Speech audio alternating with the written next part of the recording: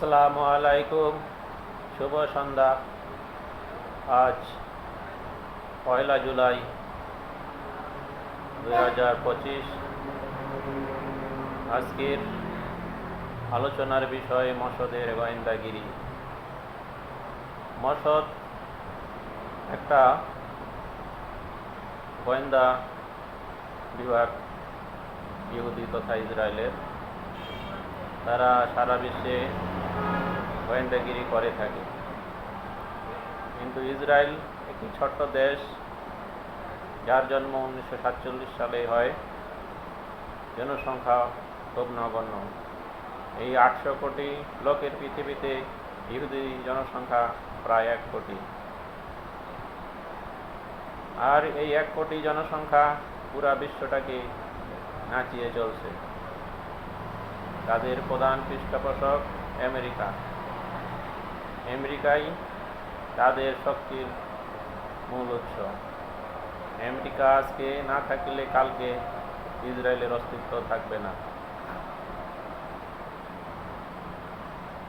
যাই হোক, আমেরিকা ছাড়া ইউরোপের বেশ কয়েকটি প্রভাবশালী দেশ তাদের নিয়ন্ত্রণে, তারা তাদেরকে কন্ট্রোল করে। তাদের গোয়েন্দা একটি শক্তিশালী গোয়েন্দা বিভাগ, আর এই শক্তিশালী গোয়েন্দা বিভাগের অন্যতম সহযোগী হল ভারত। ভারত ইসরায়েল তথা ইহুদিদের দ্বিতীয় ঘনিষ্ঠ মিত্র। আর এই ঘনিষ্ঠ মিত্র আরব দেশগুলোতে প্রভাব বিস্তার করে আছে। আরব দেশ তথা মধ্যপ্রাচ্য ছাড়া অন্যান্য দেশে ভারতীয়রা কর্মসংস্থানে জড়িত। প্রায় 1-1.5 কোটি ভারতীয় এই সব দেশগুলোতে বিভিন্ন কাজের সঙ্গে জড়িত। লেবার থেকে শুরু করে কোম্পানির মালিক থেকে শুরু করে তারা সর্বোচ্চ তথ্য প্রযুক্তি খাতে জড়িত আছে। এই তথ্য প্রযুক্তির খাত দিয়েই তথ্য সংগ্রহ করা। ইতিমধ্যে ভারতের একটি প্রভাব লক্ষ্য করা যায় আরব দেশগুলোতে। সকল ব্যবসা বাণিজ্য, অফিস, আদালত, কর্মকাণ্ডে ভারতীয়দের যথেষ্ট প্রভাব। এমন হয়ে দাঁড়িয়েছে, ভারতীয়রা না হলে তারা চলতে পারে না, ব্যবসায় বলেন, অন্য কিছু কাজে বলেন। আর এই আরব দেশের মধ্যে ইরানও বাদ পড়েনি এই ভারতীয়দের কার্যক্রম থেকে। প্রায় 5-7 লক্ষ ভারতীয় ইরানে কাজকর্ম করে। আর এই কাজকর্ম লেবার শ্রেণী থেকে শুরু করে বিভিন্ন পেশায় জড়িত। ডাক্তার, ইঞ্জিনিয়ার, তথ্য প্রযুক্তি সব খাতেই ভারতীয়রা জড়িত। এই ভারতীয়দের মাধ্যমেই তথ্য সংগ্রহ হয়। এই তথ্য সংগ্রহ একটা মাধ্যম হিসাবে ভারতীয়রা কাজ করে। যেহেতু ভারতীয়দের সঙ্গে ইহুদির ঘনিষ্ঠ সম্পর্ক, ইহুদি এটা ভালো করে জানে, মসদ এটা ভালো করে জানে। আর মসদ এই সুযোগটাই কাজে লাগিয়েছে ভারতীয়দের মাধ্যমে, যার কারণে ইরানের প্রতিটি তথ্য, প্রতিটি ইনফরমেশন ইহুদিদের হাতে, ইসরায়েলের হাতে। প্রতি মিনিটের খবর তাদের কাছে পৌঁছায়। কীভাবে পৌঁছায়? এই তথ্য প্রযুক্তি ছাড়া তো কোনো খবর পৌঁছানো সম্ভব নয়। এই খাতে আছে ভারতীয়রা, সেটা লেবারও হইতে পারে। লেবার তার কর্মের সকল ইনফরমেশন দিতে পারে। অন্যান্য যারা আছে, ম্যানেজার আছে, সুপারভাইজার আছে, ইঞ্জিনিয়ার আছে, ডাক্তার আছে, যে যেখানে আছে সেইখান থেকে তার তথ্য সংগ্রহ হচ্ছে তার সিস্টেমের মাধ্যমে। এবং আইটি খাতেও যথেষ্ট প্রভাব ফেলেছে ভারত মধ্যপ্রাচ্যে। আইটির মাধ্যমে সকল প্রকার তথ্য, ডাটা সংগ্রহ করা সম্ভব। এবং এই তথ্যগুলা যথাযথ মাধ্যমে, যখন একটি ভারতীয় কোম্পানি কোনো দেশে কাজ করে, তাদের মূল ইনফরমেশন চলে যায় ভারতে। এখন মসদের টার্গেট কোথায়? মসদের টার্গেট ওই ভারতীয় কোম্পানি কে কোথায় কীভাবে কাজ করছে, সেখান থেকে সব তথ্য ডাটাগুলো সংগ্রহ করে নেওয়া, সে সাপোর্ট দেওয়া। আর এই সুযোগটাই কাজে লেগেছে ইরানের ক্ষেত্রে। ইরানের যাবতীয় তথ্য প্রতি মুহূর্তে পাচ্ছে এই সিস্টেমের মাধ্যমে। যার কারণে এখানে ইহুদিদেরকে আসার প্রয়োজন নেই তথ্য সংগ্রহের জন্য, মসদের আসার প্রয়োজন নেই, মসদ পেয়ে যাচ্ছে সব তথ্য। তার সঙ্গে হয়তো কিছু কিছু স্থানীয় লোকাল ইরানি জড়িত থাকতেই পারে, অস্বাভাবিক কিছু নয়, সব দেশের ক্ষেত্রে এটা প্রযোজ্য, কিন্তু মূল কাজটা হয়ে যাচ্ছে এই তৃতীয় পক্ষের দেশ দিয়ে। ইরানিরা এতদিন হয়তো এটা চিন্তা করেনি, চিন্তা করার বিষয় না, কিন্তু এটা উচিত ছিল যে যাদের প্রধান শত্রু, তাদের মিত্র, তাদেরকে দিয়ে কীভাবে কাজ করানো যায়। ইসরায়েল যখন প্রধান শত্রু, আর সেই শত্রুর প্রধান বন্ধুকে কাজে লাগিয়ে এই দেশে কাজ দেওয়া ঠিক না, এটা ইরান বুঝে উঠতে পারেনি। এখন এই যুদ্ধের মাধ্যমে তথ্য প্রযুক্তির যে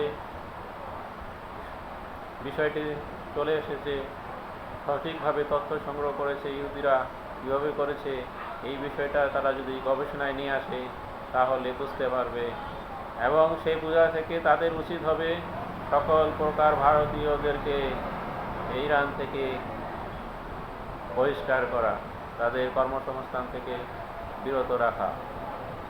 এই কর্মসংস্থান অন্যভাবে পূরণ করতে পারে অন্যান্য বিশ্বস্ত দেশ, মুসলিম দেশ যারা ইসরায়েল তথা ইহুদিদের সঙ্গে খুব সম্পর্কের মধ্যে নেই, তাদেরকে দিয়ে কাজ করতে পারে। এছাড়া তথ্য প্রযুক্তির ক্ষেত্রে যারা দূরপ্রাচ্যের দেশ, Singapore, Malaysia, Indonesia, Japan, China, Korea, এইসব দেশের কাছ থেকে আইটি সংক্রান্ত তথ্য প্রযুক্তি নিতে পারে। এমনিতেই তারা আইটিতে অনেক এগিয়ে গেছে, ভারতীয় কোম্পানির তুলনায় তাদের কোম্পানি যথেষ্ট ডেভেলপ করেছে।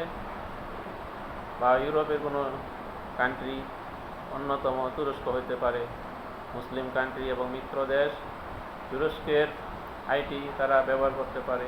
এইভাবে ভারতীয়দের নাগালের বাইরে ইরানিদেরকে থাকতে হবে। ভারতীয়দের নাগালের বাইরে তাদের কর্মসংস্থানকে অব্যাহতি দিলে ইরান অনেকটা নিরাপদ হবে, তাদের তথ্য সহজে পাচার হওয়ার সম্ভাবনা কমে যাবে, এবং তখন যত চেষ্টাই করুক তথ্য সংগ্রহ করতে তাদের ব্যাক পেতে হবে। এখন যেটা তারা সহজে প্রতি মুহূর্তে করছে, তখন সেটা পারবে না। তথ্য প্রযুক্তি যতই উন্নত হোক, এখানে মানুষের প্রয়োজন। তথ্য প্রযুক্তি যত এগিয়ে যাক, এখানে এই গোয়েন্দাগিরি করার জন্য মানুষের প্রয়োজন। ডিভাইস, ডাটা, তথ্য সংগ্রহ, বিভিন্ন কারণেই তথ্য প্রযুক্তির সঙ্গে সঙ্গে মানুষেরও প্রয়োজন। আর সেই মানুষটাকে আপনি যদি দূরে রাখতে পারেন তাহলে তাদের সৌভাগ্য। ইরানের এটা বোঝা উচিত অদূর ভবিষ্যতে, এবং এখন থেকেই সেই পরিকল্পনা করা যেন ভারতীয়দের থেকে তারা মুক্ত থাকতে পারে। শুধু ইরান কেন, পুরা মধ্যপ্রাচ্য, আরব দেশগুলো এটাকে বয়কট করা উচিত। কারণ প্রতিটা আরব দেশের তথ্য ইসরায়েলের হাতে পৌঁছে যাচ্ছে এই ভারতীয়দের হাত থেকেই। সেইখান থেকে তাদের শিক্ষা নেওয়া উচিত। যদিও ইরানের মতো আরব দেশগুলো ইসরায়েলের সঙ্গে যুদ্ধ জড়াতে সাহস পাবে না, কারণ তাদের সেই সক্ষমতা নেই। ইসরায়েলের যে শক্তি সামর্থ্য আছে তা মোকাবেলা করার মতো কোনো আরব দেশের শক্তি সামর্থ্য নেই। তাই বলে সকল তথ্য প্রযুক্তি ইনফরমেশন তাদের হাতে থাক, এটা ঠিক না। কোনো একদিন হয়তো তাদেরকে ঘুরে দাঁড়াতে হতে পারে, তখন যে তথ্যগুলো ইহুদিদের হাতে থাকবে, ইসরায়েলের হাতে থাকবে, সেটা তাদের জন্য বিপদ হয়ে যাবে। তাই এই মুহূর্তে ভারতীয় কর্মীদের কর্মসংস্থান নিয়ে চিন্তা করা উচিত আরব দেশগুলো তথা মধ্যপ্রাচ্যে, এবং অগ্রাধিকার ভিত্তিতে ইরানের এটা করা উচিত। তা না হলে ইরান এই মসদের হাত থেকে রক্ষা পাবে না। এবং সেই সঙ্গে আমরা বলতে পারি আমাদের প্রতিটি আইটি সেক্টরে যারা ভারতীয় কাজ করে, সেই ভারতীয়দের হাত থেকে আমাদের দেশকেও রক্ষা করতে হবে। আমরা ভারতীয়দের বিকল্প অন্য দেশকে আমাদের টেন্ডারে কার্যক্রমে নিয়ে আসতে পারি, এবং পর্যায়ক্রমে ভারতীয় আইটি, তথ্য প্রযুক্তি এসব মুক্ত করতে হবে, এগুলো থেকে আমাদের মুক্ত হতে হবে। আলী বাবা, বিটিভি, ঢাকা।